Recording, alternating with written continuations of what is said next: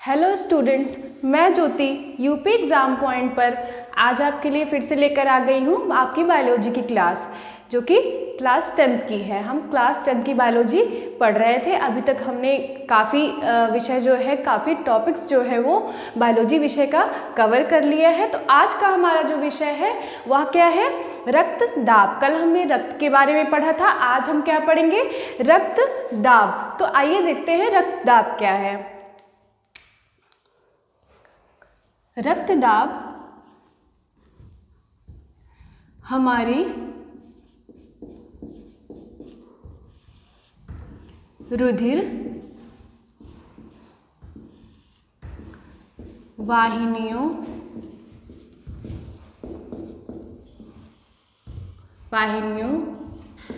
की भित्ति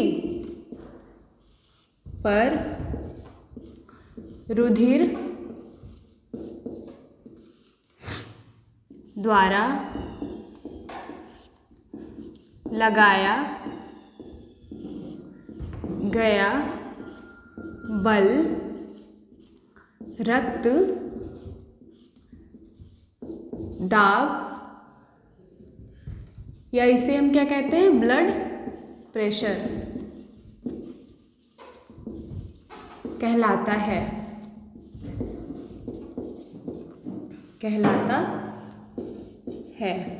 तो आइए हम समझते हैं ये है क्या।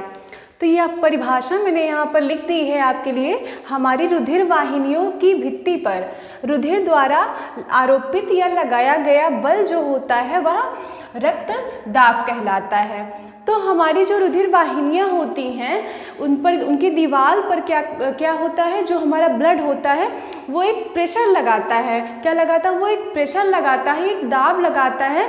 तो वो क्या होता है हमारा? वो हमारा रक्त दाब कहलाता है। और यह जो रक्त दाब है, यह आगे हम दूसरा पॉइंट देखते हैं। रक्त दाब संकुचन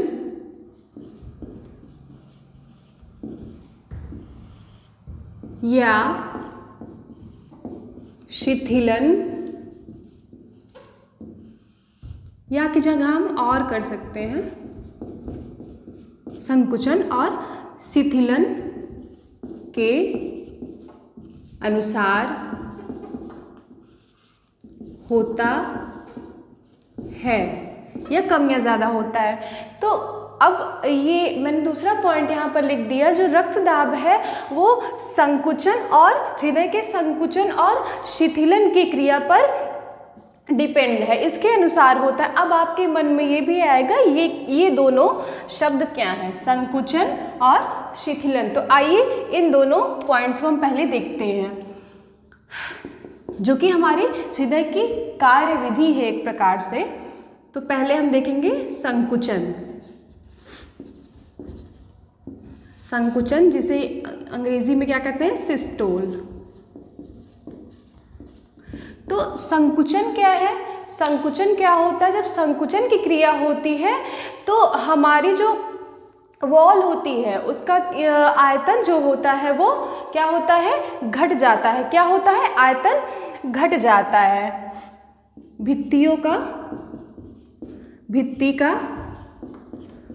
आयतन, जिसे हम वॉल्यूम कहते हैं, आयतन कम हो जाता है,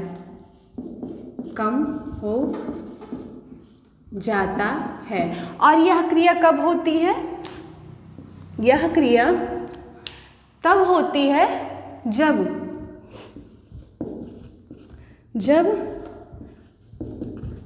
धमनियों द्वारा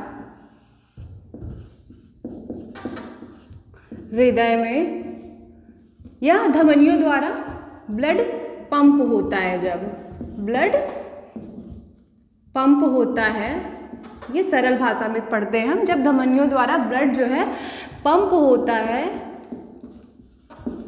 तब संकुचन की क्रिया होती है। संकुचन की क्रिया होती है। अब दूसरा पॉइंट हम देखते हैं, शिथिलन क्या है। शिथिलन, जिसे हम डायस्टोल कहते हैं। क्या कहते हैं इंग्लिश में? डायस्टोल, ये टी है, ठीक है। तो जो डायस्टोल होता है उसमें क्या होता है, जैसे शिथिलन में, सिस्टोल में क्या होता है, आयतन हमारा कम होता है, लेकिन जो डायस्टोल होता है इसमें भित्ति का आयतन बढ़ जाता है। क्या होता है? भित्ति का आयतन बढ़ जाता है, बढ़ जाता है। अब आपने देख लिया कि ये जो रक्तदाब है संकुचन और शिथिलन के अनुसार कार्य करता है।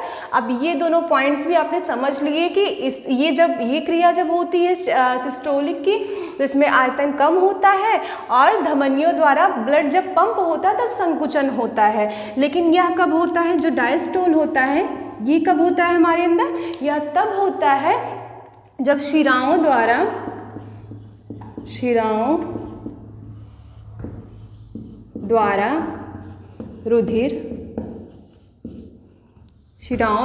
अशुद्ध रुधिर, क्योंकि जो हमारे जब हृदय में जाता है तब ब्लड हमारा क्या होता है? अशुद्ध होता है ना। तो अशुद्ध रुधिर, शिराओं द्वारा अशुद्ध रुधिर हमारे हृदय में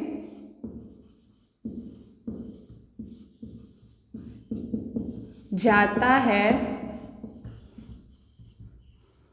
तब यह क्रिया होती, कौन सी क्रिया होती है? डायस्टोल यानी कि शिथिलन की। अब क्या होता है, जब सिस्टोल होगा, जैसे एक समय पर दोनों क्रियाएं नहीं होंगी। जब सिस्टोल होगा तब डायस्टोल नहीं होगा, और जब डायस्टोल होगा तो सिस्टोल नहीं होगा। कहने का ये मतलब है कि जब संकुचन की क्रिया होगी, या तो संकुचन की ही क्रिया होगी या तो शिथिलन की क्रिया होगी। जिस समय आलिंद में संकुचन होगा उस समय उधर शिथिलन होगा। तो ये दोनों पॉइंट्स आपके लिए समझना बहुत ही आवश्यक था। और क्या संकुचन के समय क्या होता है, इसमें क्या होता है? प्रेशर अधिक हो जाता है। क्या होता है संकुचन के समय? क्या होता है, यहाँ पर हम एक पॉइंट जोड़ देते हैं। संकुचन के समय क्या होता है? प्रेशर अधिक हो जाता है या दाब अधिक हो जाता है। नीचे हम लिख देते हैं अलग से इसको, क्योंकि यहाँ पर जगह नहीं है थोड़ी सी, तो ये अलग से पॉइंट है। ये दोनों पॉइंट हो गए संकुचन और शिथिलन की कार्यविधि के। लेकिन अब ये जो पॉइंट है आपका, ये रक्तदाब का है, ठीक है।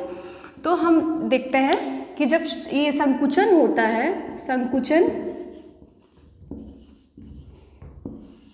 के समय दाब अधिक होता है, दाब अधिक होता है, जिसे संकुचन रुधिर दाब कहते हैं। क्या कहते हैं? संकुचन रुधिर दाब कहते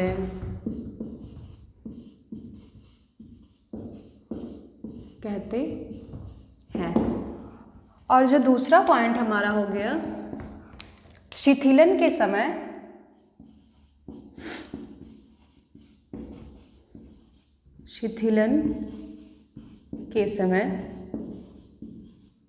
दाब कम होता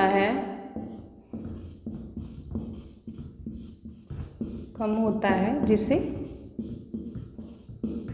शिथिलन रुधिर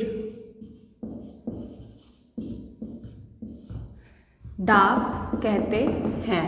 तो आपने यहाँ पर देखा कि क्या होता है कि जब संकुचन होता है, संकुचन के समय दाब अधिक होता है, इसलिए क्या होता है, क्या कहते हैं इसे? संकुचन रुधिर दाब कहते हैं। और जो शिथिलन होता है, शिथिलन के समय दाब थोड़ा कम लगता है, तो उसे क्या कहते हैं? शिथिलन रुधिर दाब कहते हैं। तो आइए कुछ और देख लेते हैं पॉइंट्स इसके।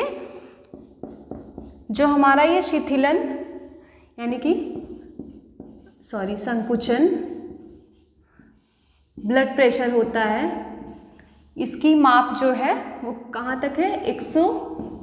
15 से 140 mm Hg होता है, ठीक है। और ये जो शिथिलन का होता है, शिथिलन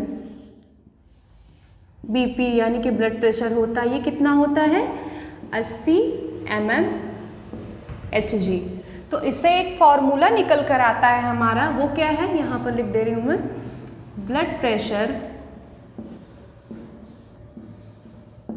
बराबर 120/80 mm Hg, ठीक है। तो आपका ये जो है, ये सारे पॉइंट्स आपके बहुत ही आपके लिए इम्पॉर्टेंट हैं। तो आज अभी इस समय हमने पढ़ा संकुचन और शिथिलन के बारे में। तो आगे हम देखते हैं कि और क्या हमें पढ़ना है।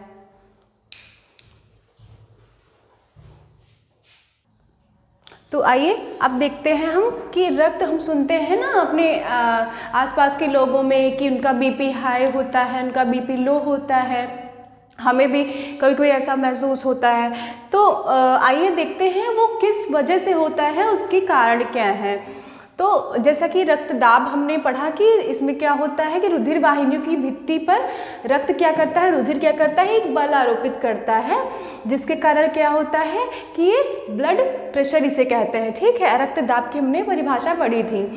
तो अब क्या होता है उसके बारे में हमने पढ़ लिया था। तो अब हम पढ़ते हैं कि कम या अधिक रक्तदाब या हाई या लो बीपी क्या होता है। तो हृदय की भित्ति, विशेष रूप से जो निलय, हमने क्या पढ़ा था, निलय क्या होता है, हमने पढ़ा था ये हमारा हृदय हो गया, ये 4 कोष्ठकों में भी बटा होता है। ये हो गया हमारा दायां आलिंद, ये हो गया बायां आलिंद, ये हो गया दायां निलय,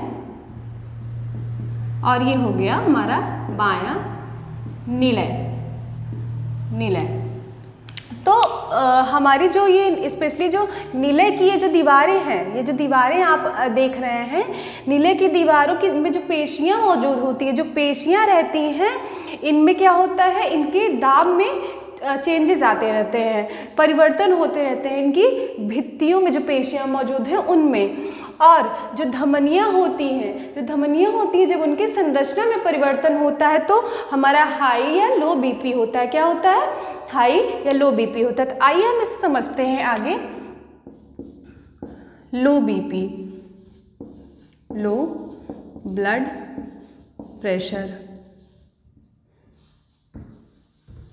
या क्या कहेंगे इसे हम, कम रक्तदाब कहेंगे अपनी सरल भाषा में। तो जो लो बीपी होता है वो 2 तरह का होता है। एक क्या होता है सिस्टोलिक बीपी, जैसे कि पहले हमने पढ़ा था, सिस्टोलिक या संकुचन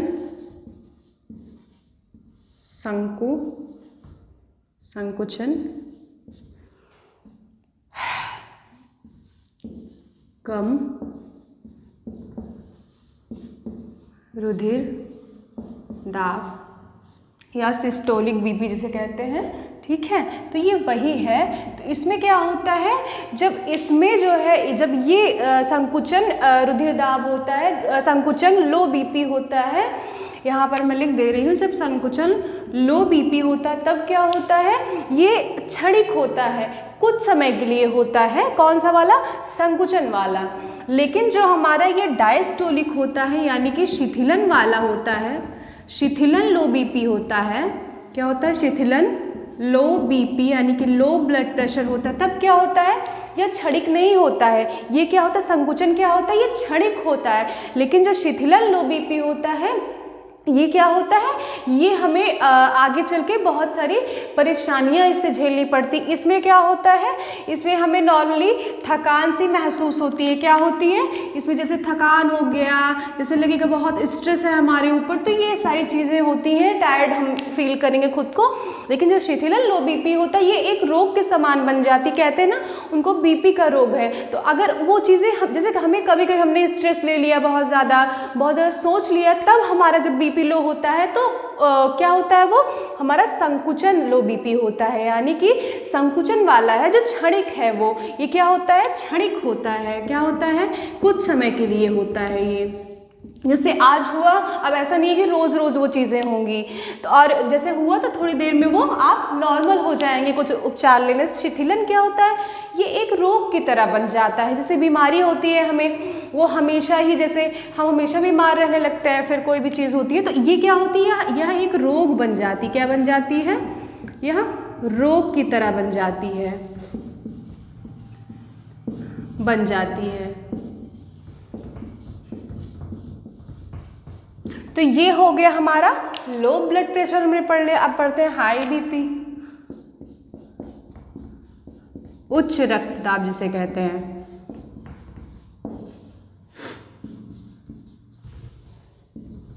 उच्च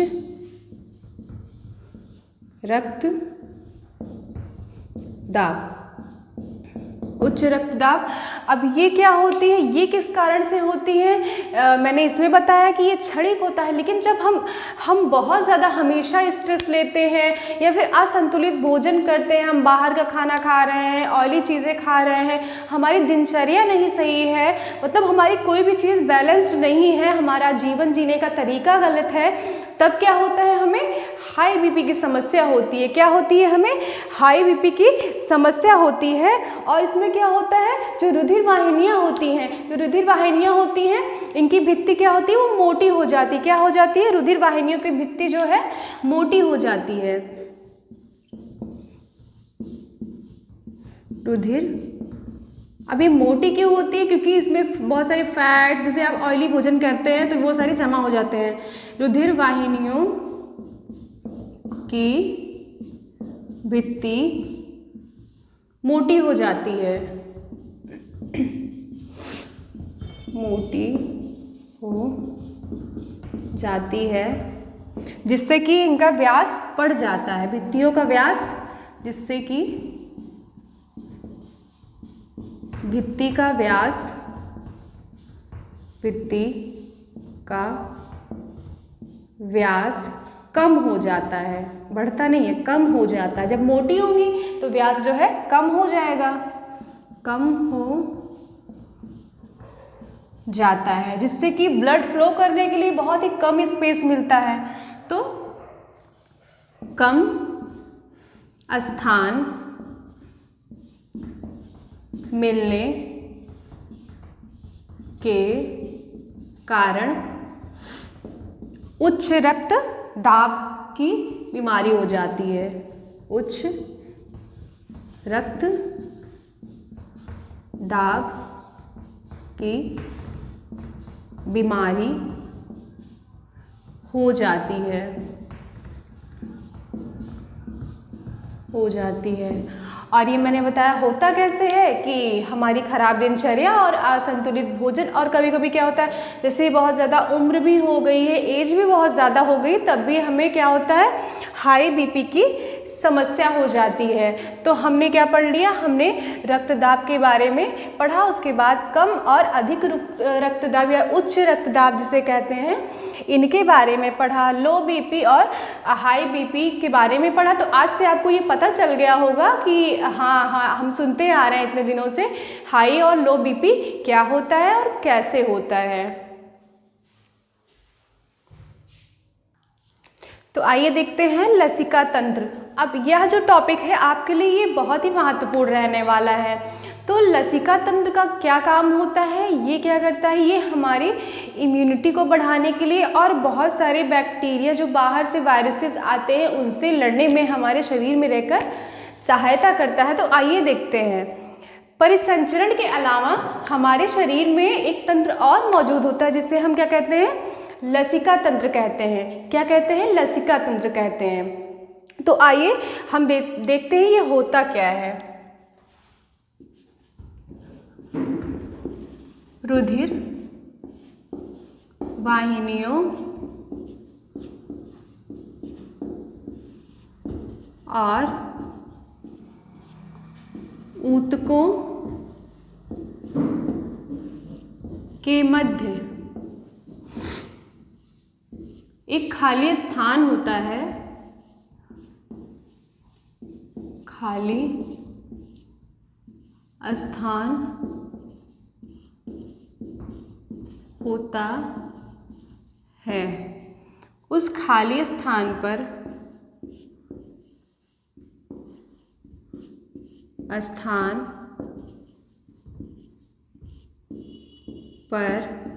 एक रंगहीन तरल पदार्थ पाया जाता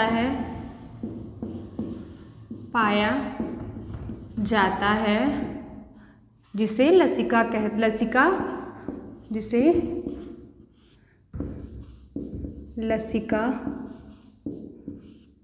या ऊतक, लसिका तरल पदार्थ या लसिका द्रव या ऊतक द्रव कहते हैं। क्या कहते हैं? ऊतक द्रव कहते हैं। तो हमने क्या देखा? हमने देखा कि लसिका द्रव क्या होता है। ये रुधिर वाहिनियों और ऊतकों के मध्य जो रुधिर की वाहिनियाँ होती हैं और जो हमारे अंदर टिश्यूज़ होते हैं उनके बीच में एक गैप होता है, खाली स्थान होता है। वहीं पर एक लिक्विड पाया जाता है जिसका कोई कलर नहीं होता है, रंगहीन होता है, क्योंकि इसमें कोई पिगमेंट नहीं पाया जाता है। तो इस तरल पदार्थ को क्या कहते हैं हम? लसिका द्रव या ऊतक द्रव। अब क्या होता है? जो रुधिर प्लाज्मा होता है, रुधिर प्लाज्मा रुधिर कोशिकाओं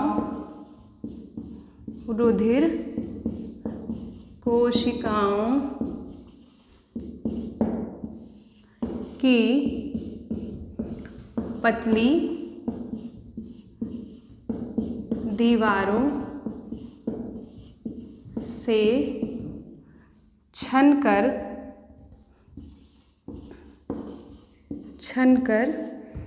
ऊतक कोशिकाओं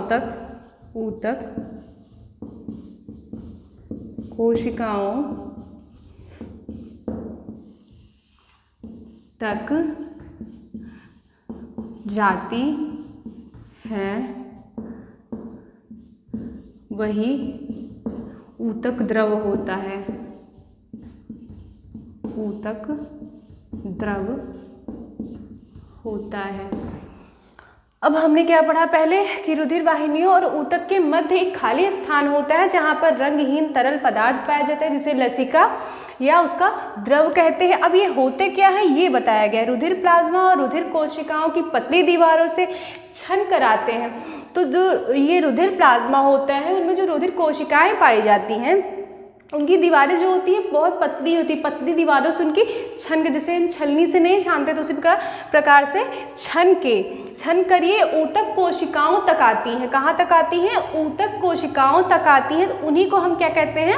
ऊतक द्रव कहते हैं। वही क्या होती है? ऊतक द्रव होती है हमारी। अब इनकी विशेषता क्या है? ये जो लसिका होती है इसकी विशेष, अभी हम तंत्र नहीं पढ़ रहे हैं, अभी हम लसिका के बारे में पढ़ रहे हैं। क्या पढ़ रहे हैं? लसिका के बारे में पढ़ रहे हैं। तो इनमें क्या होता है? इनमें हीमोग्लोबिन नहीं पाया जाता है। क्या नहीं पाया जाता है? हीमोग्लोबिन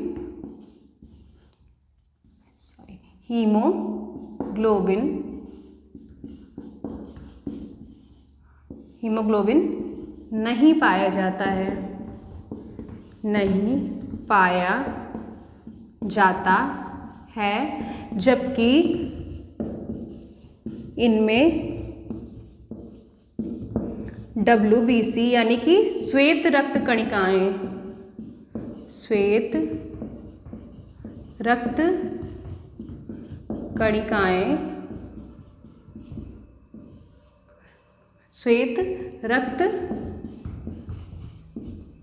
कणिकाएं अधिक मात्रा में पाई जाती हैं, अधिक मात्रा में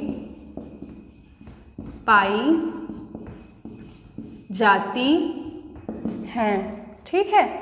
और इनमें क्या होता है? ऑक्सीजन और न्यूट्रिएंट्स यानी कि पोषक तत्व बहुत ही कम होते हैं। ऑक्सीजन, या मैं सिंबल लिख दे रही हूँ, ऑक्सीजन और पोषक पदार्थों की मात्रा बहुत कम होती है बहुत कम होती है, ना के बराबर होती है। लेकिन जो उत्सर्जी पदार्थ, जबकि उत्सर्जी पदार्थों की मात्रा अधिक होती है।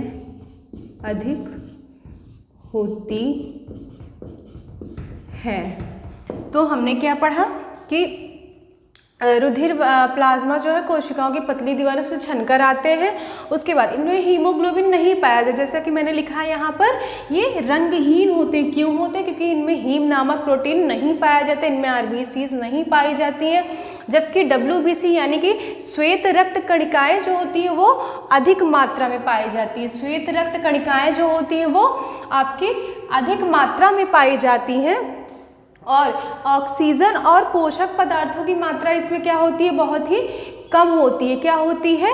बहुत ही कम होती है। जबकि जो उत्सर्जी पदार्थ होते हैं उनकी मात्रा जो है अधिक होती है। तो हमने इतना पढ़ लिया। और क्या होता है, जो हमारी लसिका होती है वो ऊतकों से डायरेक्ट हृदय की ओर जो है केवल एक ही दिशा में चलती है। किससे चलती है? जो हमारी लसिका होती है, लसिका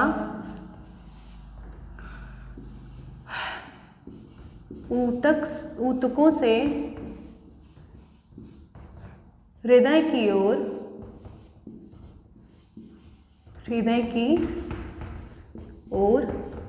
केवल एक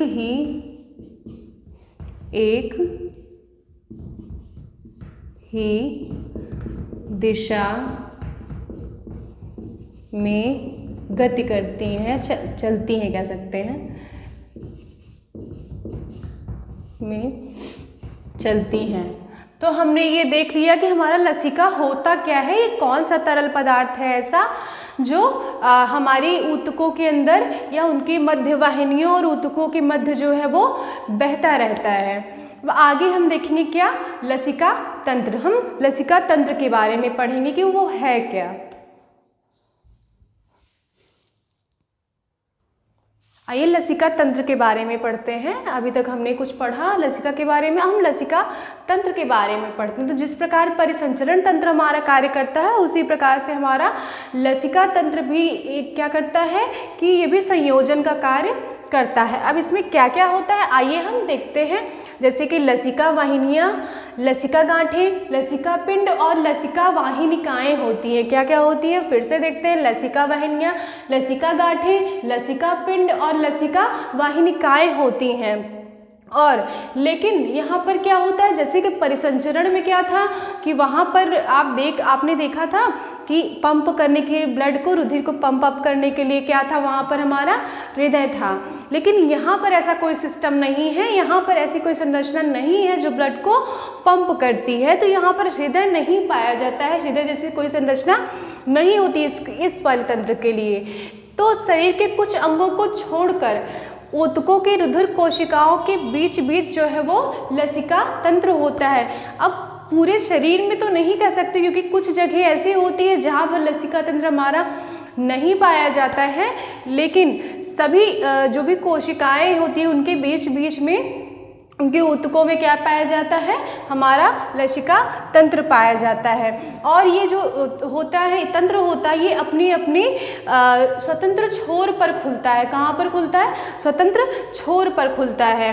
अब संपूर्ण शरीर में लसिका ग्रंथि पाई जाती है। क्या पाई जाती है? संपूर्ण शरीर में क्या होता है? लसिका ग्रंथि पाई जाती है, जो क्या करती है, लसिका ग्रंथि पाई जाती है। और ये कहाँ कहाँ पर होती है? जैसे हमारी स्पेशली हमारे गर्दन में हो गया, हमारे जांघों में हो गया, वहाँ पर पाई जाती। कहाँ पर पाई जाती हैं? हमारे गर्दन में, हमारी गर्दन और जांघों में। तो ये मतलब ये क्या है, वैसे संपूर्ण शरीर में पाई जाती है, लेकिन यहाँ पर ये आपके लिए जानना ज़रूरी है कि यहाँ पर स्पेशली पाई जाती हैं। और मैंने पहले ही बताया था कि WBC जो होती है, श्वेत रक्त कणिकाएं क्या होती हैं, इसमें ज़्यादा मात्रा में फ्लो होती है। तो वो किस प्रोसेस से होती है? वो पेडेसिस एक प्रोसेस होती है जिसके द्वारा WBC हमारी फ्लो करती है। WBC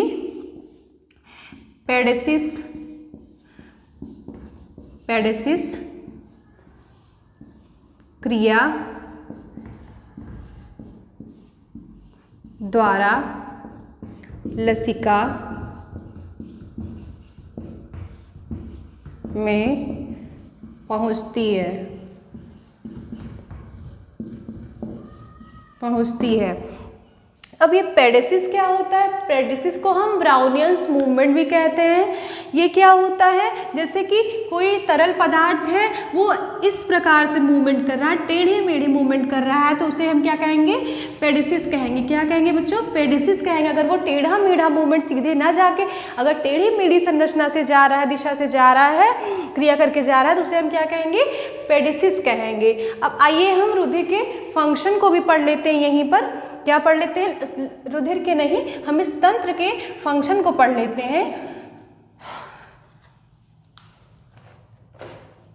आइए इसके हम फंक्शन को भी पढ़ लेते हैं पहले, जो आपके एग्जाम के लिए बहुत ही महत्वपूर्ण है। छोटा सा है टॉपिक, आइए पढ़ लेते हैं। फंक्शन या क्रिया विधि जिसे हम कहते हैं। अब ये क्या करता है? लसिका तंत्र का काम क्या होता है? ये बहुत सारे एंजाइम्स और हार्मोन्स का आदान प्रदान करता है। क्या करता है? एंजाइम्स हार्मोन्स इत्यादि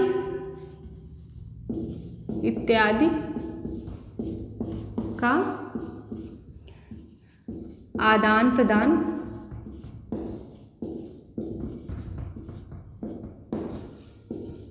करता है।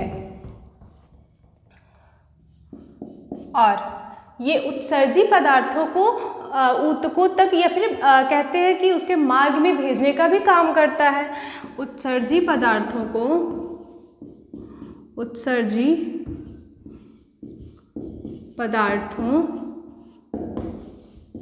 को भी मार्ग देने का कार्य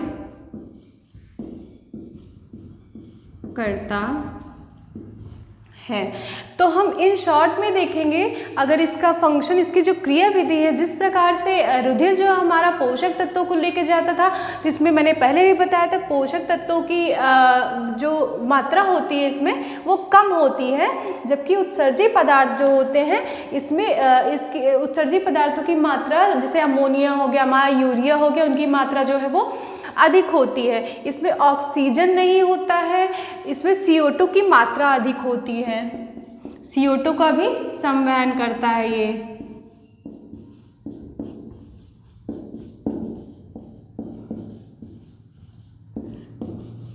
करता है। तो ये क्या करता है? CO2 का भी संवहन करता है। ये क्या करता है? WBC को भी अपनी तरफ खींचने का काम करता है। तो इसका ये क्या हो गई? ये इसकी क्रिया विधि है। तो बच्चों ये जो आपका टॉपिक था ये आपके लिए बहुत ही महत्वपूर्ण था, जो आने वाले एग्जाम में आपको नंबर दिला सकता है, अच्छे नंबर से आप पास हो सकते हैं। तो ये विषय जो है आज आपने अच्छे से ये टॉपिक को पढ़ लिया। अब हम आगे देखेंगे, कल देखेंगे कि आगे का हमारा टॉपिक क्या है, हम उसे भी पढ़ेंगे।